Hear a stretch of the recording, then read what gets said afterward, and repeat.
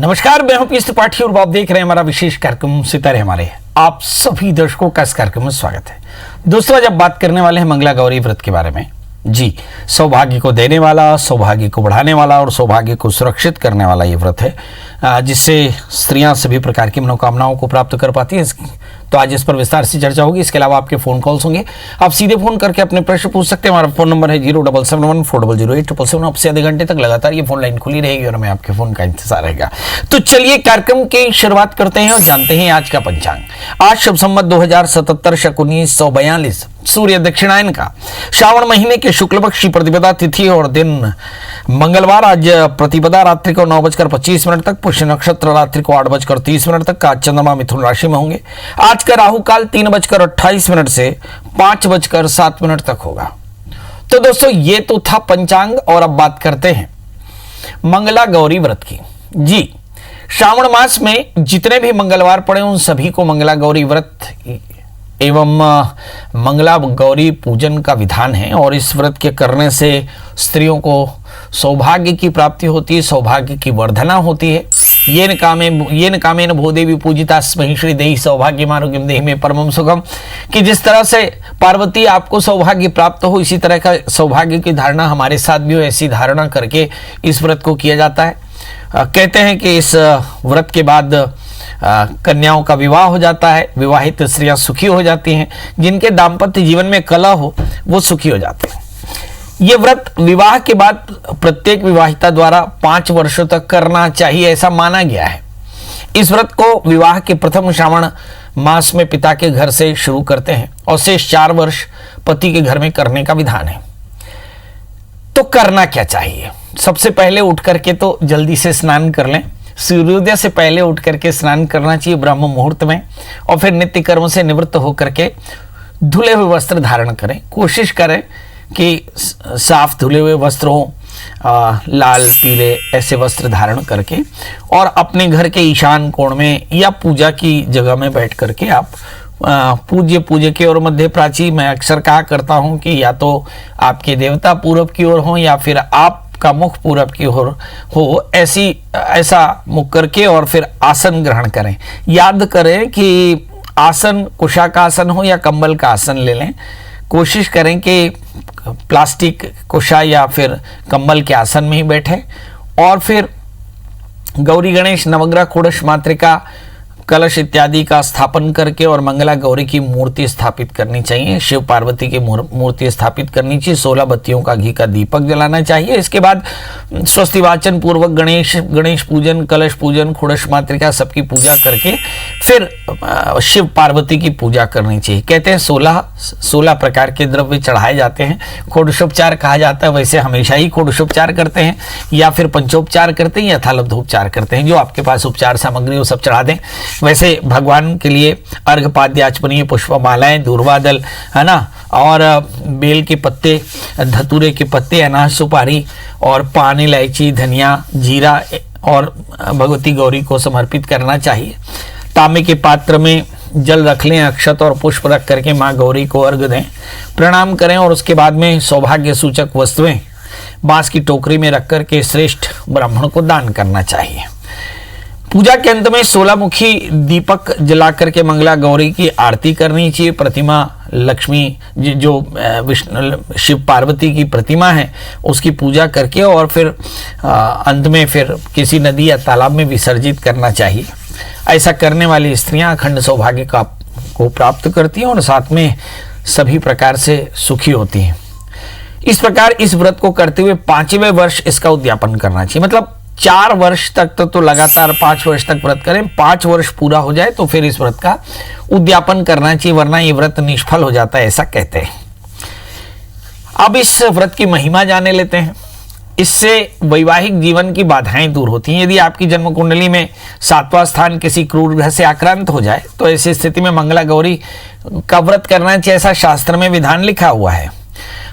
इससे जल्दी सुख प्राप्त होता है, संतान का सुख प्राप्त होता है, यानी संतति अवरोध भी समाप्त होते हैं।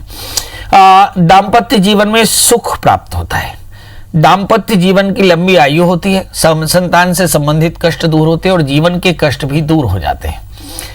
अब कैसे करना चाहिए? तो जैसे मैंने कहा कि जल्दी से उठ करके और भगवान के नाम का स्मरण करते व्रत का संकल्प करें, स्नान करके और ईशान कोण में पूर्वाभिमुख बैठ करके और फिर शिव पार्वती की मूर्ति की स्थापना करें।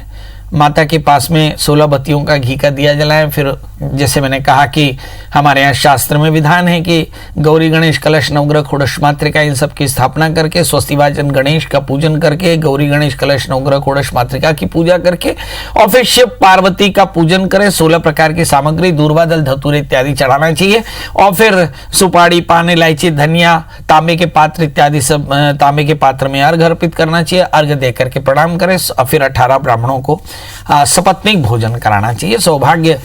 सौभाग्य की पिटारी दक्षिणा में देना चाहिए और टोकरी को ब्राह्मणों को दान करना चाहिए। पूजा के अंत में भगवती की जो आरती है वो 16 मुखी दीपक से करना चाहिए। दीपक से माता की आरती करके और फिर प्रतिमा को पवित्र नदी में विसर्जित करें। ऐसा करने से माता भगवती की कृपा से सभी प्रकार की मनोकामनाएं पूर्ण होती हैं। अपने दर्शकों को बता दें कि इस पूरे कार्यक्रम को आप फेसबुक लाइव में भी देख रहे हैं।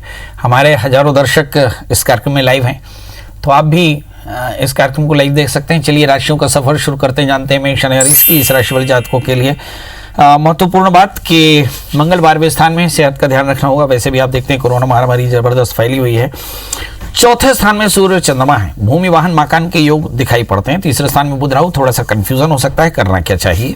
आपको चाहिए कि भगवान सूर्य को अर्घ्य दें, आदित्य हृदय स्तोत्र का पाठ करें, पंजीरी का दान करें, तो आज का दिन बेहतर होगा। बात कर लेते हैं दोस्तों वृषभ राशि की। इस राशि में लग्न में शुक्र पड़े, तो जैसा मैं हर रोज ही कहता हूं आज भी वही कहूंगा कि भाई तनाव थोड़ा सा ज्यादा हो सकता है, क्योंकि शुक्र की अपनी एक खासियत है कि वो तनाव बहुत ज्यादा दे सकते हैं। 11वें स्थान में मंगल, आय की स्थिति बढ़िया रहेगी, मगर अभी इन दिनों में चूंकि ट्रेडिंग शुरू हो रखी है। दूसरे स्थान में राहु है, 8वें स्थान में केतु हैं, तो शेयर मार्केट या स्टॉक्स में या एमसीएक्स में किसी प्रकार का शॉर्ट टर्म डील करते समय बहुत सावधान रहें और यात्रा के बीच बहुत सावधान रहें। रूटीन में आपको सावधान रहना पड़ेगा क्योंकि गुरु केतु 8वें स्थान में है। करना क्या चाहिए इस राशि वाले जातकों के लिए? चाहिए कि चंद्रमा की मंत्र जप करें और खीर का दान करें, तो आज का दिन बेहतर होगा। बात कर लेते हैं दोस्तों मिथुन राशि की। लग्न में बुध के साथ में राहु है। कंफ्यूजन अपनी हद में हो सकता है और गुस्सा भी अपने हद से ज्यादा हो सकता है। क्या करना चाहिए इस राशि वाले जातकों को? कंफ्यूजन से दूर रहने के लिए अपने से बड़ों की कहा माननी चाहिए और इसके अलावा लग्नस्थ राहु है तो जितना अधिक से अधिक हो सके सोशल वर्क करें, लोगों की सेवा करें। इसके अलावा हनुमान जी का दर्शन करें, हनुमान चालीसा का पाठ करें, गुड़ का दान करें, तो आज का दिन बेहतर होगा। बात कर लेते हैं कर्क राशि की। 12वें स्थान में बुध राहु, लग्न में सूर्य और चंद्रमा एक साथ में, तो इस राशि वाले जातकों के लिए मुझे ऐसा लगता है कि लग्नेश लग्न में बैठा हो तो अच्छा, मगर द्वितीयेश लग्न में बैठा हो तो मुझे ऐसा लगता है सिर का दर्द हो सकता है। अगर हम मंगल की स्थिति देखें, भाग्यस्थान में बैठे हैं, तो ढेर सारी अपॉर्चुनिटी आपका इंतजार कर रही है, मगर बॉसेस आपके साथ आपसे थोड़ा नाराज हो सकते हैं क्योंकि दशमेश भाग्यस्थान में है, मतलब अपने स्थान से बाहर भी बैठे हैं। बॉसेस की नाराजगी, बड़ों की नाराजगी आपके लिए बेहतर नहीं। क्या करें? महामाया के दर्शन करें, खीर का दान करें, तो आज का दिन बेहतर होगा। बात कर लेते हैं दोस्तों सिंह राशि की। लग्नेश 12वें स्थान में है, सेहत का ध्यान रखना होगा। 12वें स्थान में चंद्रमा है, खर्च थोड़ा सा ज्यादा, कमाई थोड़ी सी कम होगी। बहरहाल 8वें स्थान में मंगल पड़े हैं। मंगल भाग्येश होकर के अष्टम स्थान में है, मतलब ढेर सारी अपॉर्चुनिटी है, मगर अपॉर्चुनिटी आपसे दूर हो सकती है। पंचमेश अष्टम स्थान में है, संतान को लेकर के थोड़ी चिंता हो सकती है। करना क्या चाहिए? कहते हैं भावी मेट सकें त्रिपुरारी, तो भगवान शिव की पूजा करें, भगवान शिव का अभिषेक करें। श्रावण का महीना है, सभी प्रकार के ताप श्राप और पापों का निदान हो सकता है और थोड़े से तिल का दान करें, तो आज का दिन बेहतर।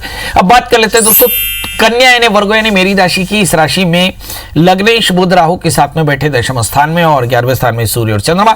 आय की स्थिति काफी अच्छी होगी, भागदौड़ काफी होगी क्योंकि द्वादशेश 11वें स्थान में है। और जहां तक सवाल मंगल का है, 7वें स्थान में मंगल, अच्छे दोस्त मिलेंगे, मगर लाइफ पार्टनर की सेहत की परेशानी हो सकती है। दशम स्थान में बुध के साथ में राहु है। मुझे ऐसा लगता है इस राशि वाले जातकों को अपने वर्क प्लेस में ज्यादा ध्यान देने की जरूरत है, आपको भी और मुझे भी। क्या करना चाहिए?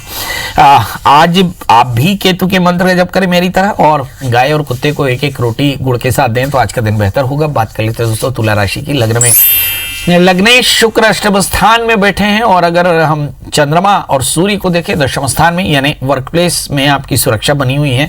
बहुत सारे लोगों को लगता है कि हमारी नौकरी का क्या होगा, तो मैं आपको बता दूं कि भारत सरकार ने काफी रिस्ट्रिक्शन बना के रखी है, नौकरी में कोई बड़ी तकलीफ नहीं आने वाली। यस, मगर आपको काम करते रहना होगा। अब आने वाले दिनों में जिस तरह से कोरोना महामारी फैल रही है, तो अपने घर में बैठ करके सुरक्षित रह करके आप अपना काम कर सकते हैं, करना चाहिए। अब बात करते हैं बुध और राहु की। जी, बुध राहु भाग्यस्थान में बैठे बैठे हैं, उलझने हो सकती हैं। तीसरे स्थान में गुरु केतु, अपने टैलेंट का इस्तेमाल करें, पर याद रखें यात्रा के समय सावधान रहें।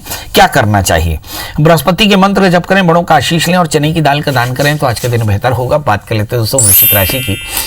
इस राशि के स्वामी मंगल हैं और मंगल इस समय मीन राशि में बैठे, यानी ठीक 5वें स्थान में बैठे। संतान की सेहत को लेकर चिंता। 7वें स्थान में शुक्र, अच्छे दोस्त मिलेंगे। धन स्थान में बृहस्पति के साथ में केतु है, संपत्ति के योग बेहतर है, मगर 8वें स्थान में राहु। बेवजह की बातों से बचना होगा। करना क्या चाहिए? तो सूक्ष्म जीवों को आहार दें, भगवान शिव का पूजन करें, राहु के मंत्र जप करें तो आज का दिन बेहतर होगा। बात कर लेते हैं दोस्तों धनु यानी सेजिटेरियंस की। लग्न में गुरु केतु, 7वें स्थान में सूर्य राहु। मुझे से लगता है कि कांचा कांचन संसर्गात धारते मार्ग 3-2-3 यथार्थ सत्सन्निधानेन मूर्खो याति प्रवीणता। कोशिश करें कि अच्छों की संगत करें, क्योंकि 7वें स्थान में राहु है। कुछ बहुत ज्यादा अच्छे लोग आपकी जिंदगी में परेशानी पैदा कर सकते हैं। कोशिश करें कि अपने टैलेंट का इस्तेमाल करें, बहुत जल्दी दूसरे पर भरोसा ना करें, अपने काम पर भरोसा करें। धन स्थान में शनि बैठे हैं, संपत्ति का योग बेहतर होगा। जहां तक सवाल चौथे स्थान में मंगल का है, सामाजिक प्रतिष्ठा भी आपकी बेहतर होगी। आपके दिमाग में लग रहा होगा कि पंडित जी आय के बारे में कुछ बता ही नहीं रहे। हाँ, तो आप आय की स्थिति भी अच्छी रहेगी, क्योंकि लग्न में बृहस्पति और केतु बैठे हैं। इस समय सेल्स के, मार्केटिंग के, मीडिया के, एंटरटेनमेंट के सारे प्रोफेशनल्स बड़े सुखी होने वाले हैं। बस थोड़ी सी सावधानी अपनी संगत की रखनी होगी। क्या करें? यात्रा के भी सावधान रहें और साथ में इस राशि वाले जातकों के लिए चाहिए कि वो बड़ों का आशीष लेते रहें। चने की दाल आप भी दान कर दें तो आज का दिन बेहतर होगा। बात कर लेते हैं दोस्तों मकर यानी कैप्रिकॉन्स की। इस राशि वाले जातकों के लिए देखते हैं कि इस समय लग्न में शनि पड़े हैं, मतलब बहुत ज्यादा इमोशनल हो सकते हैं और साथ में बहुत ज्यादा इगोइस्टिक हो सकते हैं। इमोशनल हो तो कोई तकलीफ नहीं, मगर अहंकार आपकी परेशानी की वजह बन सकता है। मंगल तीसरे स्थान में, अपनी एनर्जी को सही तरह से चैनलाइज करना होगा। 12वें स्थान में बृहस्पति, खर्च पर कंट्रोल करना होगा। 6ठे स्थान में राहु, अपने गुप्त शत्रुओं पर थोड़ी सी नजर रखनी होगी। याद रखें कि इन दिनों में एक अजीब तरह का कंपटीशन भी चला है मार्केट में। हम कठोर कंपटीशन के समय में हैं, इसलिए थोड़ा सा अपने रूटीन में सावधान रहने की जरूरत है। क्या करना चाहिए? इस राशि वाले जातकों के लिए चाहिए कि ये हनुमान जी का दर्शन करें और गुड़ का दान करें तो आज का दिन बेहतर होगा। बात कर लेते हैं दोस्तों कुंभ यानी एक्वेरियंस की। लग्नेश शनि 12वें स्थान में बैठे हैं। सेहत का सबसे बड़ा प्रश्न इस राशि में होगा, क्योंकि लग्नेश 12वें स्थान में ऑर्थोपेडिक पेन के जो पेशेंट हैं उन्हें अपने बीमारी का ध्यान रखना होगा। थोड़ी ठंड से बचकर रहें, पैरों में थोड़ा सा सॉक्स पहने और खट्टे ठंडे से बचकर रहें। इस राशि वाले जातकों के लिए 11वें स्थान में गुरु और केतु बैठे हैं, मतलब आय की स्थिति बेहतर होगी। 5वें स्थान में राहु, संतान को लेकर चिंता हो सकती है और आपके एकाग्रता में कमी हो सकती है। तृतीयेश मंगल 12वें स्थान में, अकेलापन हद से ज्यादा हो सकता है। कोशिश करें दोस्तों से बात करते रहें। क्या करना चाहिए? आज खीर का दान करें और मंगल के मंत्र जप करें तो आज का दिन बेहतर होगा। बात कर लेते हैं दोस्तों मीन राशि की। आमतौर पर यह राशि बड़ी रहस्यमय होती है। कोशिश करती है इस राशि की जातक अपने आप को थोड़ा सा आइसोलेट करके रखें। इनके रूटीन को बहुत जानना बहुत आसान नहीं होता, ये मछली की तरह होते हैं, इसलिए इस राशि के जातकों को मीन राशि के जातक कहते हैं। तो इस राशि वाले जातक आज कैसा परफॉर्म करने वाले हैं? नंबर 1, इस राशि के लग्न में बैठे हुए मंगल, जिसका मतलब होता है कि जबरदस्त एनर्जी है। 11वें स्थान में शनि है। इमोशन और ईगो दोनों ही बहुत ज्यादा हो सकता है। तो फिर मैं कहता हूं कि इमोशन तो ठीक है, मगर ईगो रखने से आपके काम बिगड़ सकते हैं। आतुर बिल्कुल ना हो, क्योंकि लग्न से मंगल होने के कारण एनर्जी का सरप्लस होता है और बहुत ज्यादा एक्साइटेड हो सकते हैं। मतलब वाणी का संयम रखें, कुछ अच्छी खबरें मिल सकती हैं। लाभ की स्थिति बराबर बनी हुई है। 4थे स्थान में राहु। परिवार के वृद्धों का एकदम ध्यान रखें, परिवार में थोड़ा सा समय दें। 10वें स्थान में बृहस्पति और केतु है। सत्ता से सरोकार आपके बढ़िया बने रहेंगे। अगर कोई पॉलिटिकल मित्र हो तो उसे आप लाभ सकते हैं। क्या करना चाहिए? सूर्य को अर्घ्य दें, आदित्य हृदय सूत्र का पाठ करें और पंजीरी का दान करें तो आज का दिन बेहतर होगा। तो दोस्तों ये तो था मेष लेकर मीन का। अब हमारे साथ पहले कॉलर आदित्य जी हैं। आदित्य जी, आपका बहुत बहुत स्वागत है। बताइए क्या जानना चाहते हैं? सर प्रणाम। 6/12/88, 6 दिसंबर 1988। समय? सुबह 6:55। और जन्म स्थान? होशंगाबाद। होशंगाबाद। प्रभु क्या जानना चाहते हैं? सर अभी मैं आपसे लॉकडाउन के पहले आपने मूंगा और पीएससी की तैयारी के लिए मूंगा और बुखराज का बताया था, तो मैं उसे अब पहन सकता हूँ? उस समय तो पहन नहीं पाया। और पीला पोखरा जो सफेद पोखरा जी, कोई डिफरेंस रहता है जी? और एक चीज और थी, पेट में प्रॉब्लम हो रही है मुझे 1.5 महीने से, कुछ थोड़ी ज्यादा। जी चलिए, मैं 2 प्रश्न तो आपके समझ पाया, पर शायद तीसरा प्रश्न नहीं समझ पाया। क्या पीला पुखराज सफेद पुखराज दोनों में फर्क पता है? निश्चित तौर पे पुखराज यानी सफायर जात का एक स्टोन होता है, जिसमें लाल, सफेद और पीले तीनों रंग के स्टोन पाए जाते हैं। इसमें नीले रंग का भी स्टोन पाया जाता है, जिसे ब्लू सफायर कहते हैं, जिसे आप नीलम कहते हैं।